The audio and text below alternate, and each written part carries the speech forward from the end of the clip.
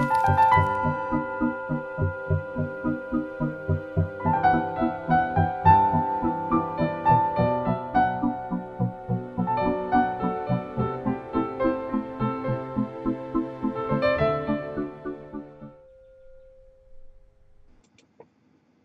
alchemy of reaction.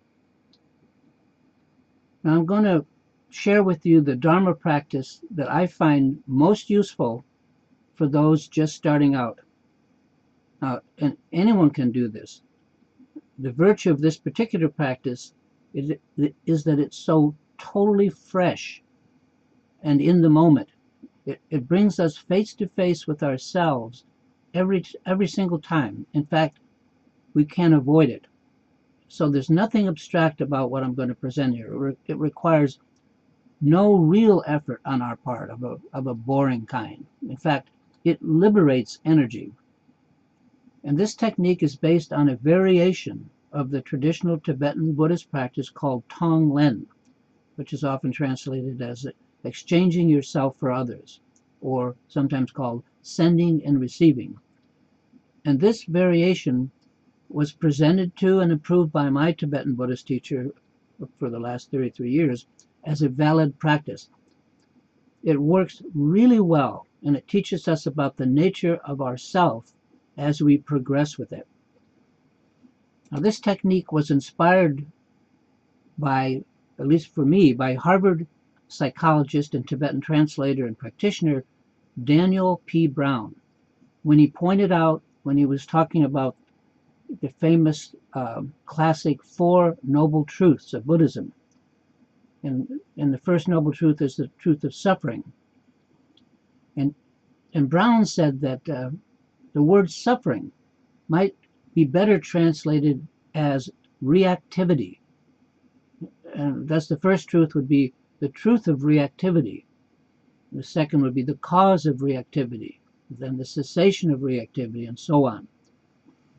The point is that our reactivity, our reaction, it's important for us to be aware of them.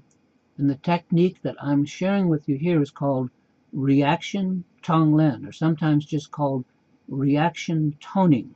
It's all about the lessening, the toning down and eventual removal of reactivity from our lives. And it's so easy to do. So now, what to do when we react? So we're talking about just our everyday reactions. And this Dharma practice couldn't be any simpler. Once we become aware of them, our reactions become obvious to us. There's nothing abstract about reacting.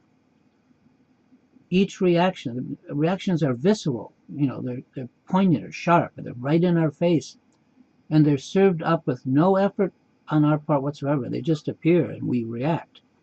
We don't have to go looking for them because knee-jerk reactions are involuntary. And each reaction carries with it enough energy to get our attention. And as mentioned, it takes no effort on our part whatsoever. It's all incoming. Something happens and we react. And it's the reaction that we want to become aware of because it's our own reaction, and that's the key point. And by reaction, I don't mean just to the sonic boom outside the house, or the phone or doorbell ringing. I'm talking about every last reaction, from someone calling our name, all the way down to small reactions like you don't like the tie I'm wearing, or that my nose is too big. Any and all reactions that we have, that's the fuel that runs this practice, that drives this practice. And when we do react, when we find ourselves reacting, all we have to do is note to ourselves that we have reacted and what we've reacted to, and that this reaction is ours. It's 100% our own reaction. No one else possibly is to blame. What makes us react, something good or bad or kind or mean or accidental or on purpose, it's not important whether the cause of the reaction comes from, whether someone did something to us on purpose to hurt our feelings. We can't control the cause, but how we react to that cause is up to us entirely. And please note, there's a real difference between reacting and responding, between a reaction and our response. In this particular Dharma practice, we're looking for reactions only. You know, whenever we have some kind of knee-jerk reaction or find ourselves reacting without meaning to, and of course, naturally responding to an event in an appropriate way is not a reaction, that's a response, at least as I'm defining it here. In this particular practice, we are becoming aware of when we react involuntarily, or perhaps voluntarily but in a negative way. So we react, we become aware of our reaction, we duly note it, and then we accept it, accept that it's our reaction. No one else is to blame. And, be sure to note it. So in summary, we become aware of a reaction, examine it and acknowledge it that it is our own reaction. We reacted, and then we just drop it. We let it go and move on. That's all there is to this practice. But the effect of this practice over time on our mind stream can be profound. And it does not take an eagle's eye to spot a reaction. Catch the ones you can. Be aware of what you are aware of. They happen momentarily all day long and by the thousands. So our next reaction is due like almost any time at all. Now, some of our reactions are to outside events beyond our control. But just as many and perhaps more reactions come from inside by way of our likes, our dislikes, our prejudice, our biases, and on and on and on. We're full of it.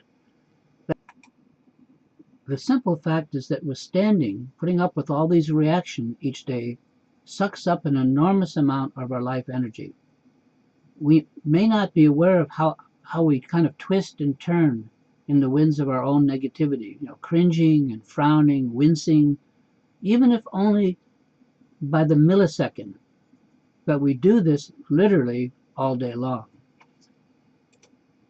And becoming aware of our own reactions,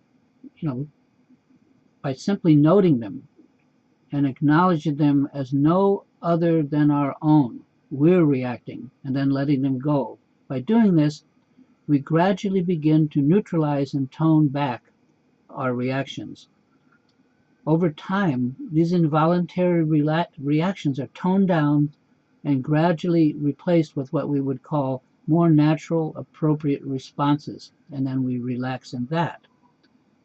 The endless wince or cringing, the shock of these involuntary reactions, give way to just relaxing, and we learn to respond to the natural shocks that life offers more appropriately. And in doing this, we save an enormous amount of energy in the process, energy that otherwise is just expended. Talk about energy conservation. This is it. An added benefit of this practice is that by being more able to respond to life naturally, rather than just endlessly react, the ring of exclusion, our likes and dislikes that separates us from others and the world, gradually weakens and dissolves and becomes increasingly more inclusive until we can embrace life just as it is. That's the idea. If you'd like to read more about this, you can go to michaelerlewine.com. You'll see it in the credits coming right up. And there's a whole section on reaction Tonglen. Check it out, try it out, and see if it works. I think you'll find that it works, and it works quickly. Thanks.